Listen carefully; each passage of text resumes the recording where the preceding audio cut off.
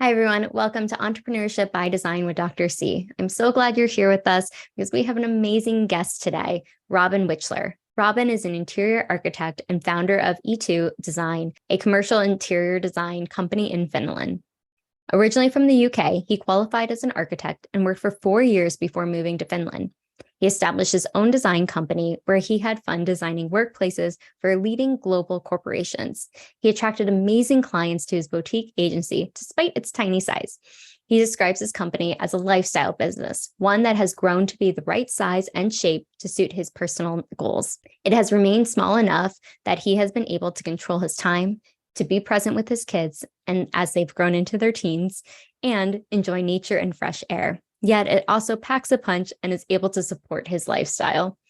To help his company get on track, he studied business principles obsessively and soon learned how to apply these principles to his interior design business. This subject became his passion. He loves discussing business strategy with other business owners, so much so that he became involved in online platforms and was soon asked to be a mentor and began offering one-on-one coaching for designers. And now he also coordinates mastermind groups for designers where handpicked entrepreneurs can develop their businesses together in safety. Thank you so much for being here today, Robin. It is such a pleasure to have you. And I would love for you to just dive into your journey, how you got here today, and then we can go a little bit deeper. Hi, Dr. Caroline. Thank you so much for the welcome. Really nice to be invited on your show.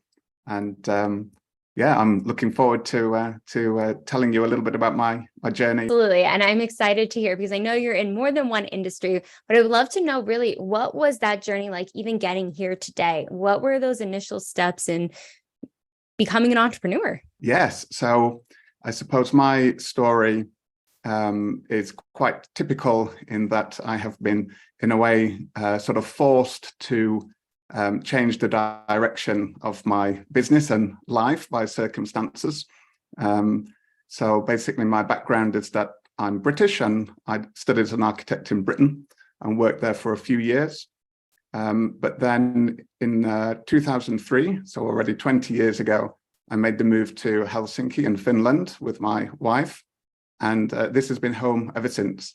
So the kind of career that I had planned out of working as an architect in Britain suddenly changed when I moved to a country which is very different to the UK, both climate-wise and culturally, and of course has a language which is almost impossible for outsiders to learn, and certainly impossible for them to master.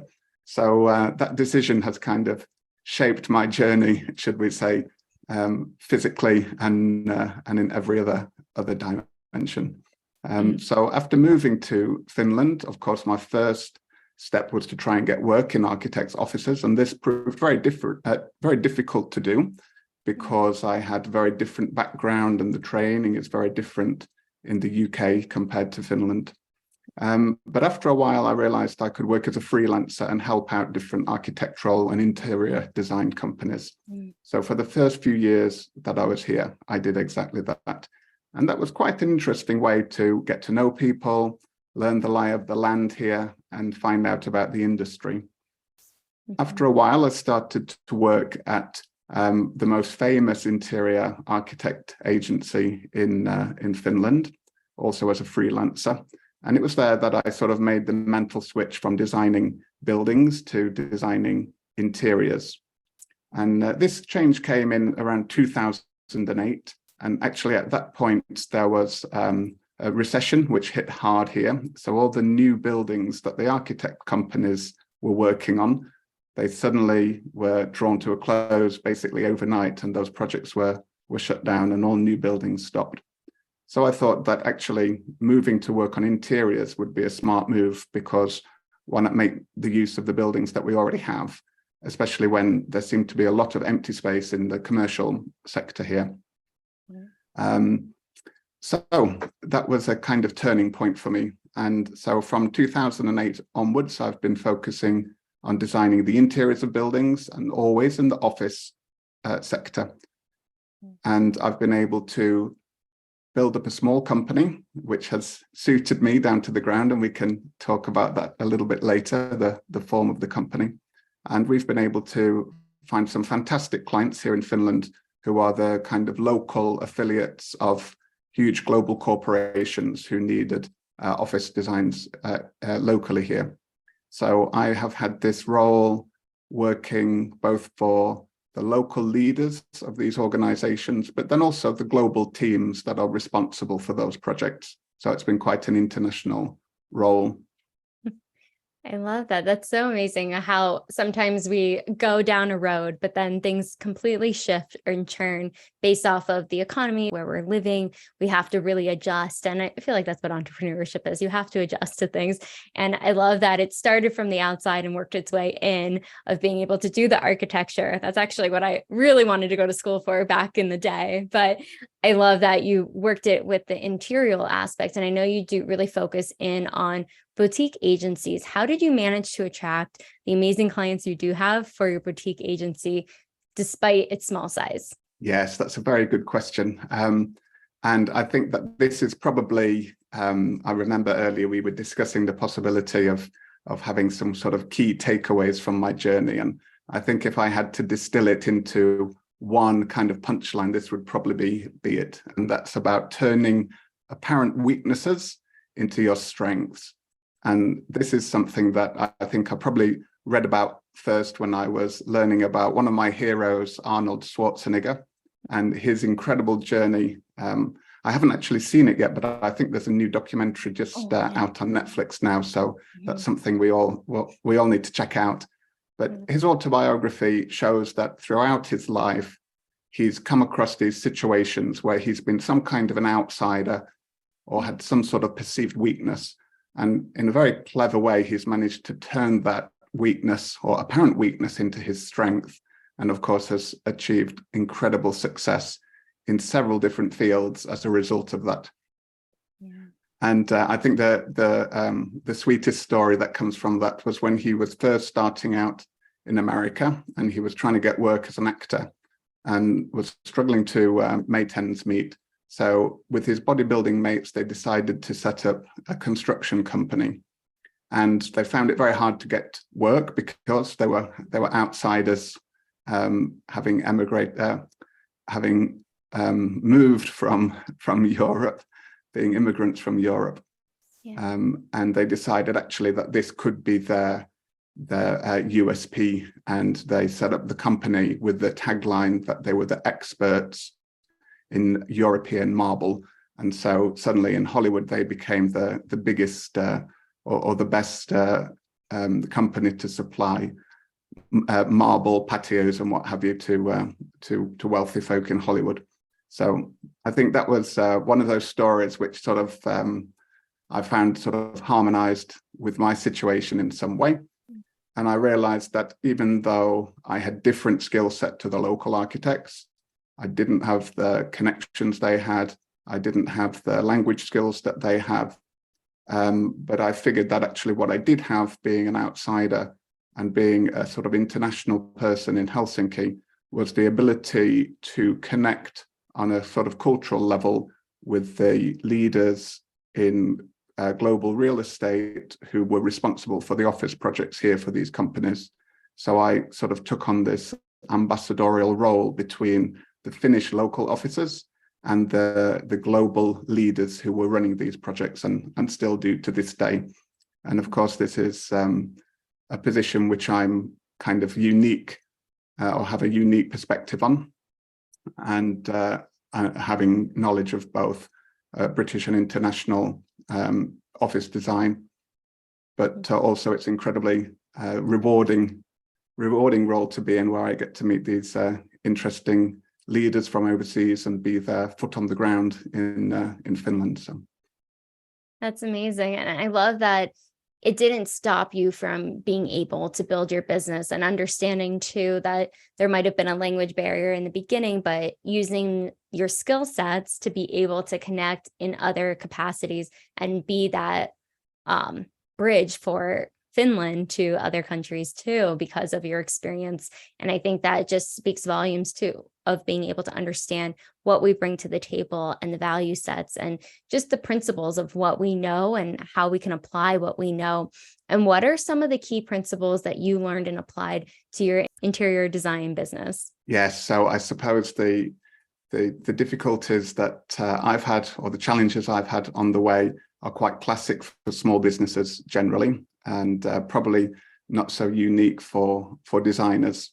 Although I think that designers tend to struggle with the idea that they are in some way very different from other organizations, and the usual rules of business don't apply to them. And that's something which I'm covering quite a lot these days with my coaching clients. And I should point out that actually these days, as well as running my boutique design company here, I'm also doing coaching for other designers and helping them with their businesses, which is fantastic direction to take, and also super rewarding. So it's really interesting to see them having a lot of the challenges that I've had along the way. So and I suppose they are the classic ones which we often come across. And I think the three which affected me the most, which I can most easily identify, are the ones which seem to crop up the most during my coaching sessions as well.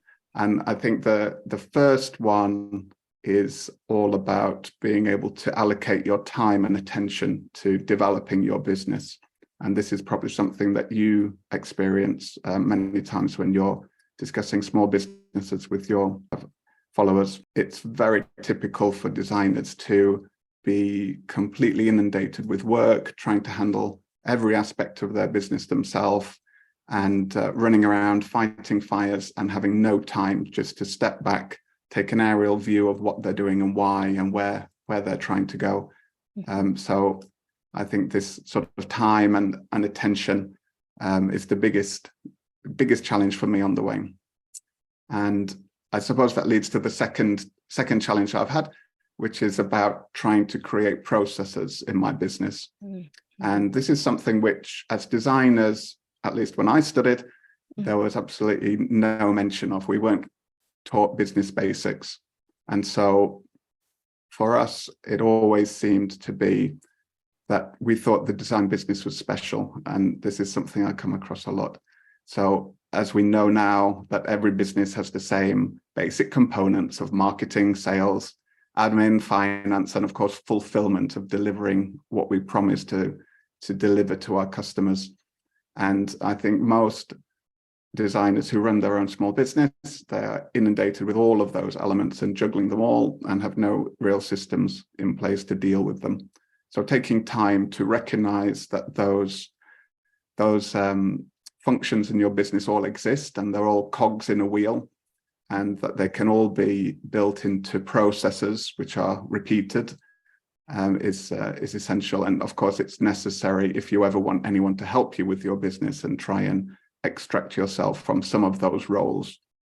So building processes and trying to think of the business like a machine and take an aerial view, I think that's been something which I've learned along the way.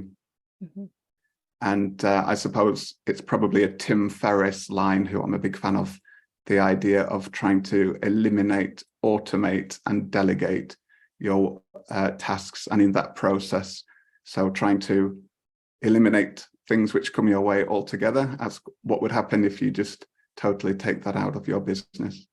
Automate things which need to be done, but hopefully you don't need to be involved in every time. And then the things which you don't want to be doing, but still need a human to do them, delegate them to someone else who can handle them. And of course, the idea then is that you can leave the sweetest part of your job to yourself. So for me, that's being able to do design work and be creative and meet clients, visit sites, and build relationships with the people that we are making the offices for. So that's what it's been all about for me. I appreciate you sharing that. And you're right. I think it's the time factor and definitely having processes in place, because it just makes things so much easier when it is automated. You don't have to think, did I email that person? Or being able to schedule out emails was the biggest game changer for me. But like little tiny things that just make your life easier, so you can have more of that sweet time of the people that you want to be working with, the things that you want to be doing, your creative zone, your zone of genius, as I call it. Well, it's not my saying, but what I've heard too. And it's just understanding when we are able to delegate and allocate different things to different people, that allows us to really focus on what's important to us. And I know that's a big part of your coaching as well. But I also know you're a husband and father of teens. What advice would you give other entrepreneurs who are looking to grow their business while maintaining control over their time and their personal goals? Wow, that's a fantastic question. And yes, that's something which is a big part of this story. Of course, I've talked about the business and my perspective of how that has evolved over the 20 years that I've lived in Finland. But for that time as well, my daughters have been growing into teens and very close to becoming adults now. So I suppose the fact that they have been here, and I've not been wanting to miss out on time with them, has also affected the decisions that I've made in the company. So, for example, I've been quite keen to keep the company as what I would call a lifestyle business. So I haven't tried to build a huge team. I haven't been focused on creating a studio where I would go and spend my days and have my designers around me, but I've been working to create something which gives me a lot of freedom and flexibility so that I can work at home a lot. Of course, it's very common these days, especially after the pandemic, that people are able to remote work. But 20 years ago, when I was beginning this, it was quite unusual.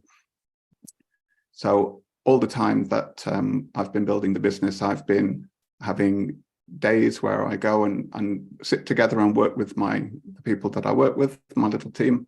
But then many days each week when I'm at home, and that's been fantastic to be around while the kids are growing up.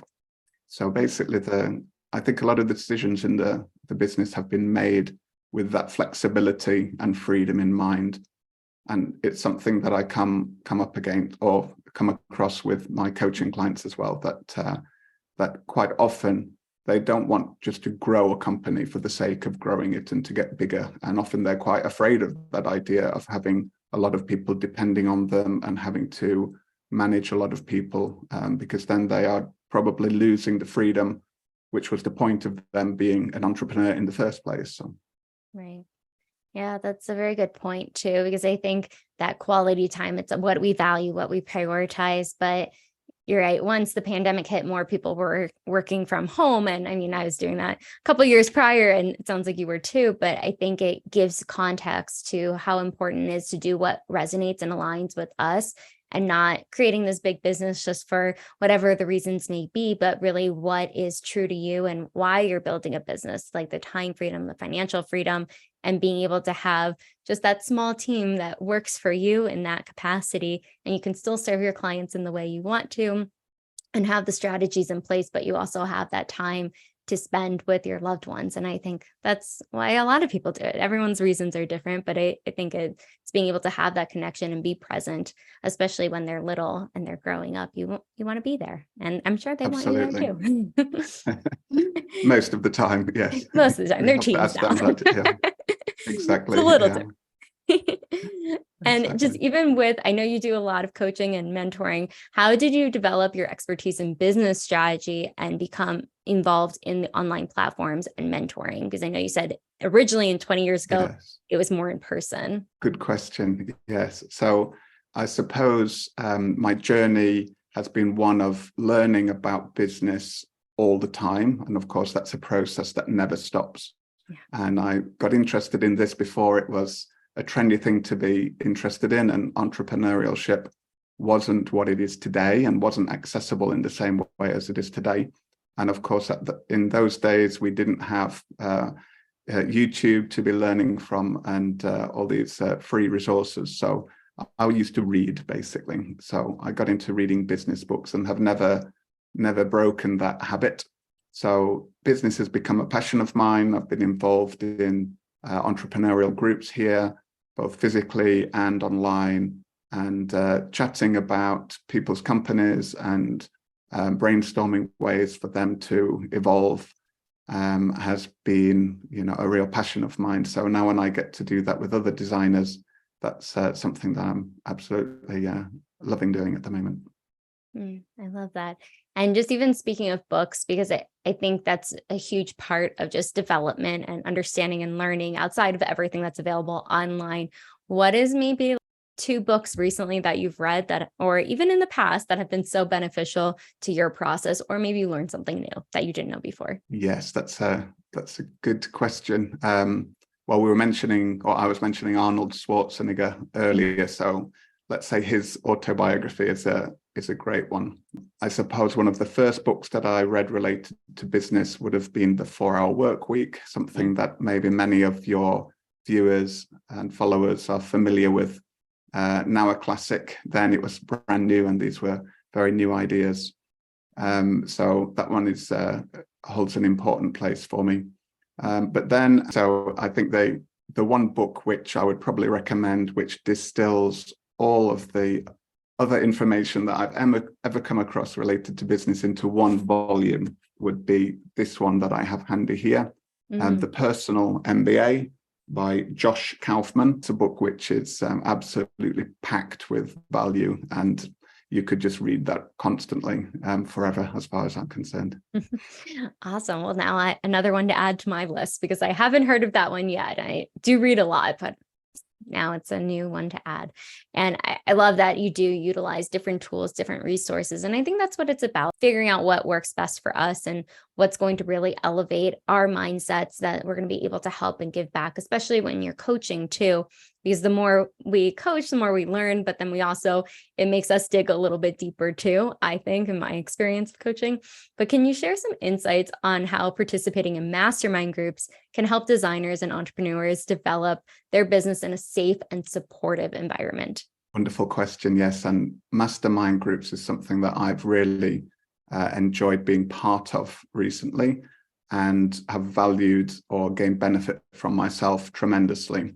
And it was on the experience of that some of my coaching clients have also joined mastermind groups that I have organized.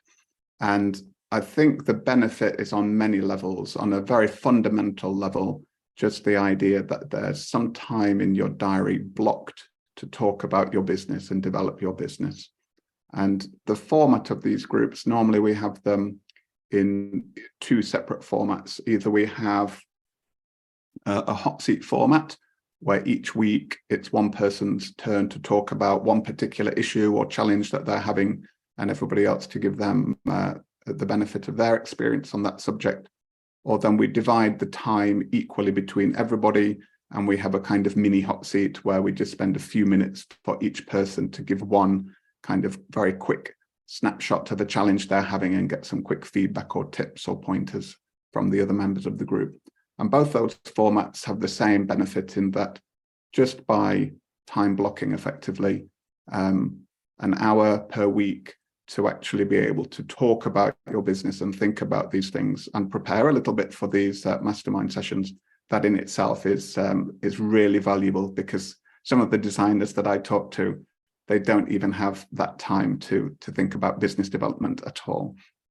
So that's on one level. Then, of course, the idea that people online don't necessarily have to be local people.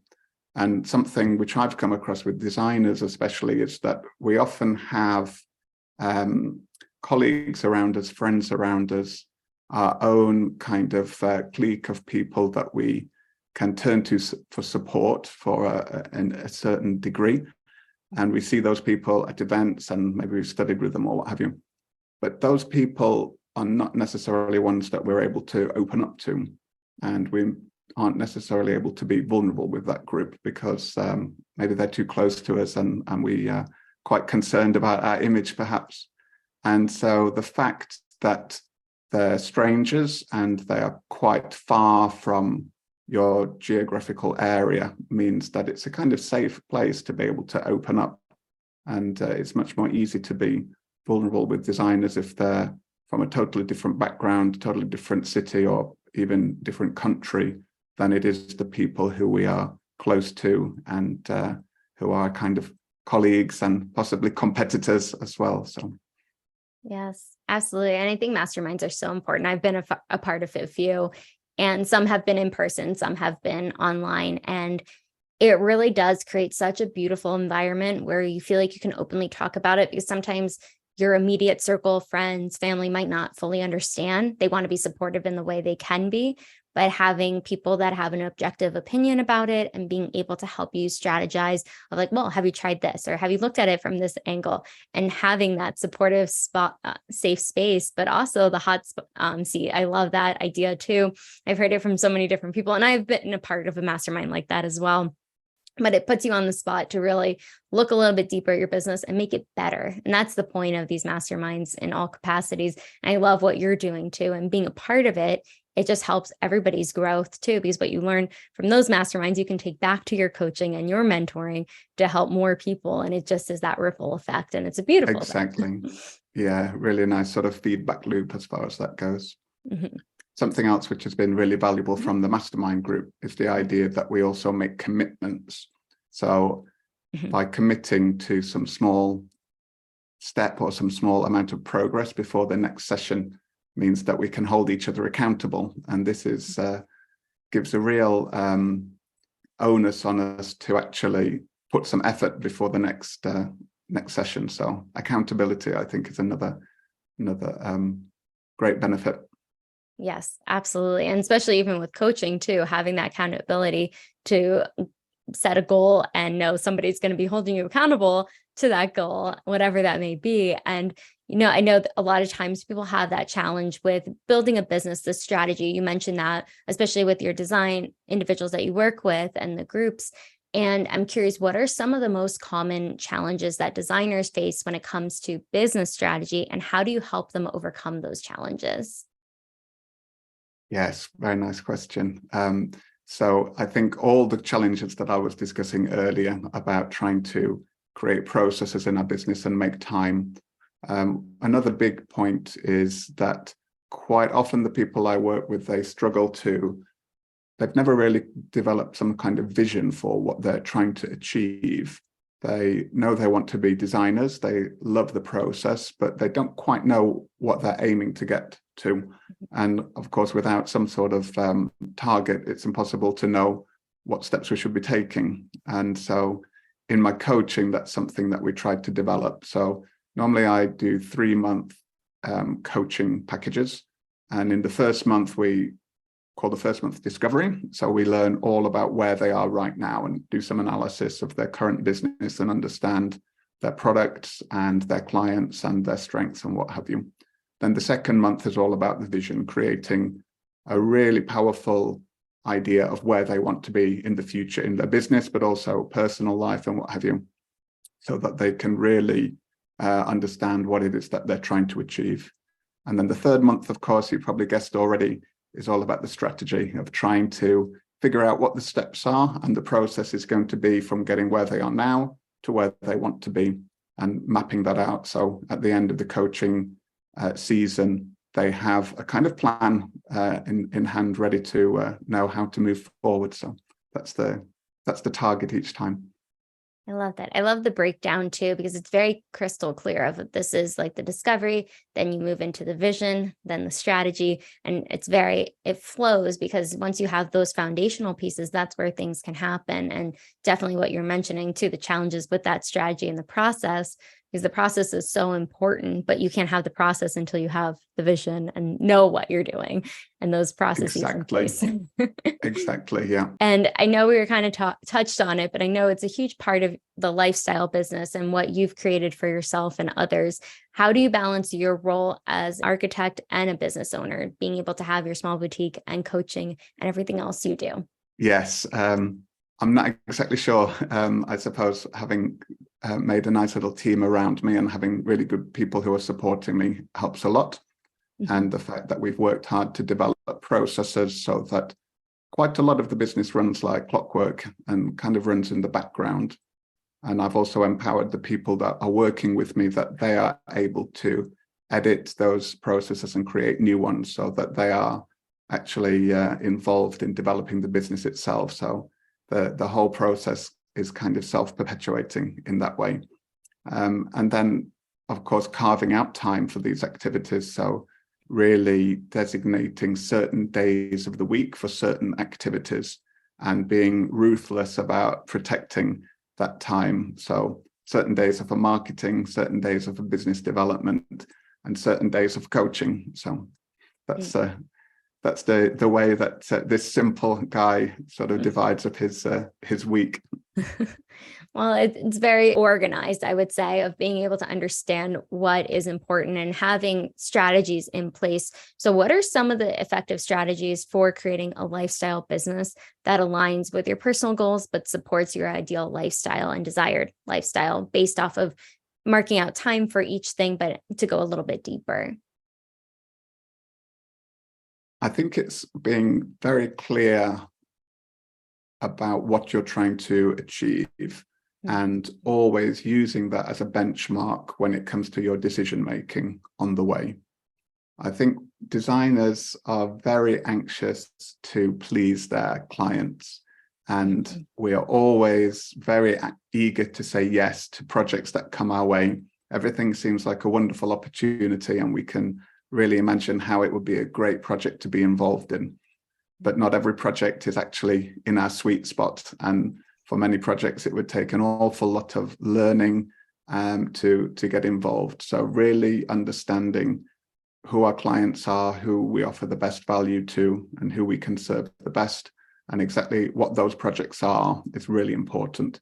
And then somehow being able to say no to all the others, or at least point those clients in the direction of someone who is better to help them with those, is really, really important. I couldn't agree more. And there's a lot to be said with that. And I think it's just knowing what your lane is and how to go, make sure that you have a good team in place, have the strategies in place in order to create that success. Because if you don't have the strategies, you can get things done, but it might look a little bit more messy, and that's okay. But what you accomplish might look different. Yes, exactly. It might sound from these comments that everything is, running absolutely perfectly. And I never make mistakes when it comes to accepting projects outside of my sweet spot. But of course, that's not true. And I'm learning all the time and find myself distracted by things I shouldn't be distracted by. And it's always a case of trying to get better at these things myself too. Mm-hmm. Yes, I know. When I talk out loud, I'm like, I'm talking to myself, knowing that, okay, I got to work on this one. And just even speaking of that, what has been some of the lessons you've learned on this journey? I know it started 20 years ago, but what has been some of the stumbling blocks and the lessons that you've learned? Wow, there's probably far too many to start listing now. I suppose a lot of them come back to having, or in the past, not having the discipline to be able to focus on the right kind of work, and maybe being a little bit too open-minded about what direction my company could go in. Of course, it's necessary to try and test things and get results and learn from those as you're sort of feeling your way through the business field. But I suppose any situation where things haven't gone perfectly, it's normally been because of that, trying to help the wrong people, or being the wrong person to help those people, I suppose is the biggest challenge. Yes, that's a challenge I think I work on too, because you're excited, you want to help them, but sometimes it's not the right fit, or it's that shiny object syndrome sometimes. Exactly. Yeah. It's all about being the right fit. Yeah. Yes, absolutely. Because we're not for everybody. But Yes. Just speaking of all the success that you have had on this flip side of just the obstacles, can you share a story of one of your company clients, and then also somebody that you've coached or mentored where you transformed their business with your guidance? Wow. Yeah. I suppose for several of the companies that I've worked with, they've been going through some kind of quite dramatic change in the organization.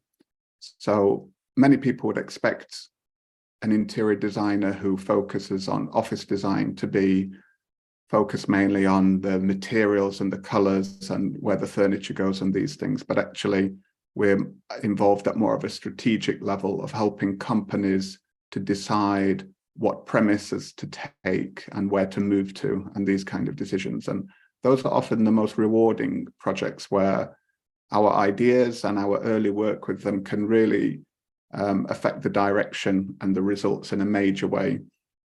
So quite often for us, organizations have been sitting in large offices which are far too big for them, and they've been working within kind of office cells of 1 or 2 people.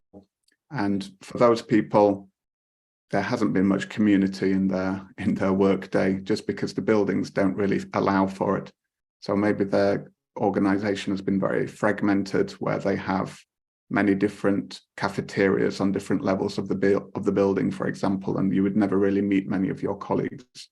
So for those organizations that after a couple of years of the process with us, they have been able to move often to smaller premise where it's more efficiently laid out, and quite often with task-based working. So employees can turn up at the office and choose where they want to sit depending on the tasks that they're doing. So if they're doing focused work, they can find a quiet space to work. If they're doing teamwork or collaboration work, they can find some sort of brainstorming zone or something like that.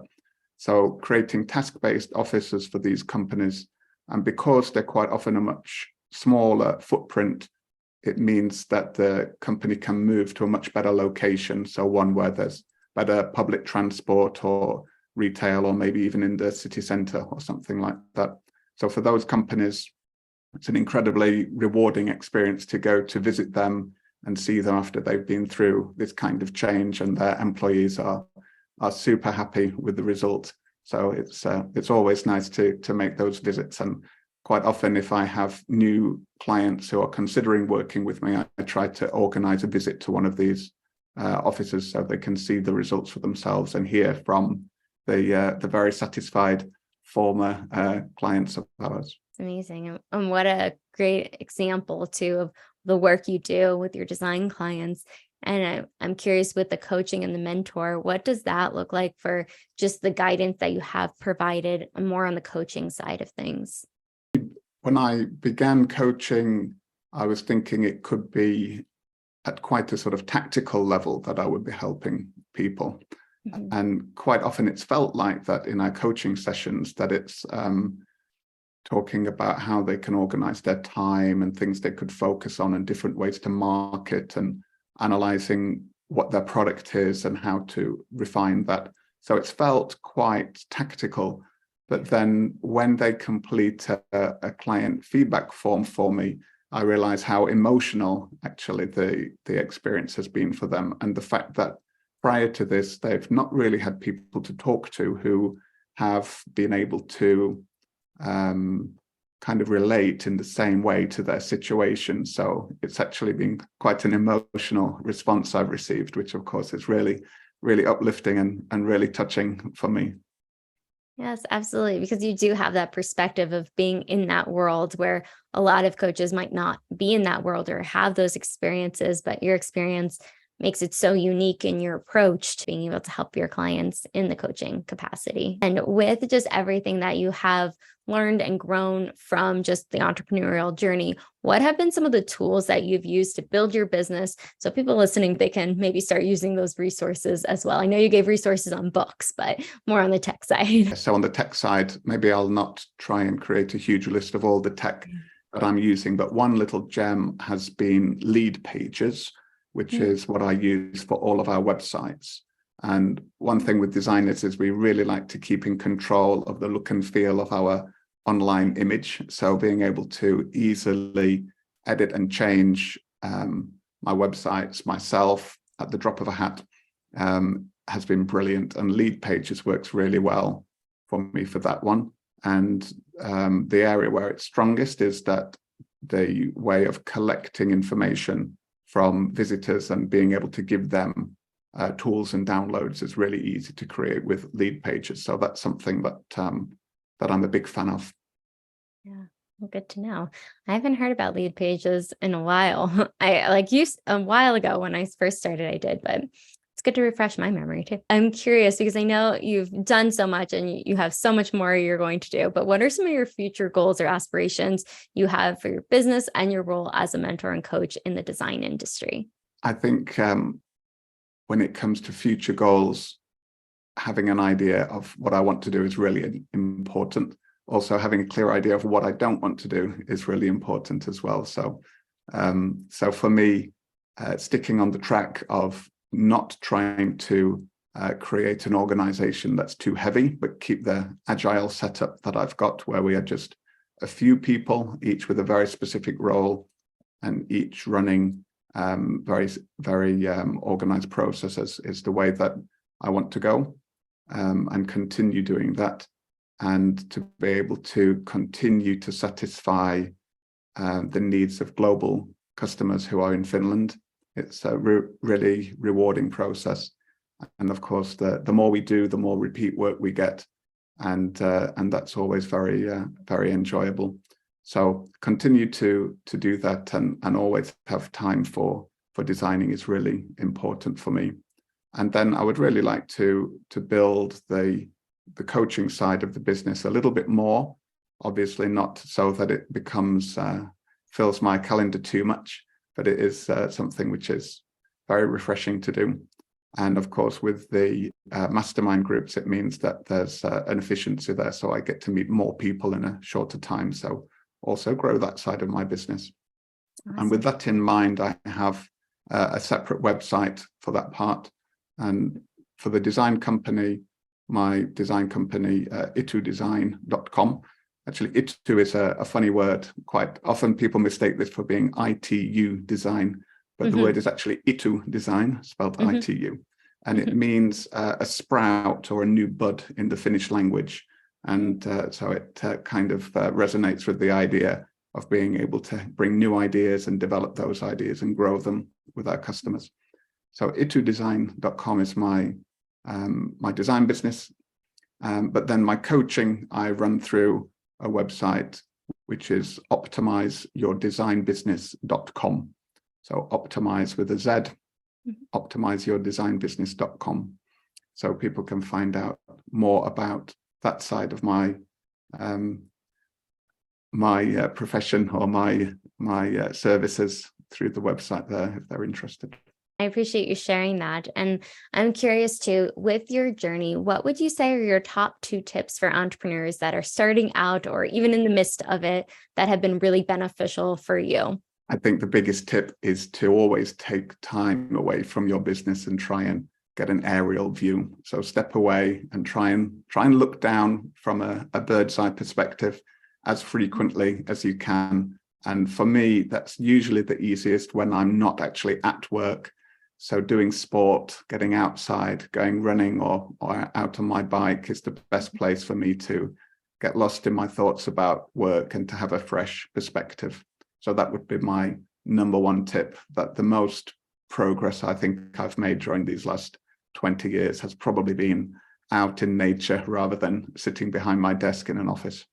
That's very true. There's so much creativity that flows through when you're in nature, the sun shining, just that different capacity of being at a desk versus like in nature. I completely agree with that. And that's been my experience. And I'm sure a lot of people listening too. But Robin, I've been so enjoying this conversation. Where can people find you? I know you gave a little bit of insight of where people can find you, but if you can give us a little bit more of where you are, and then we'll go from there.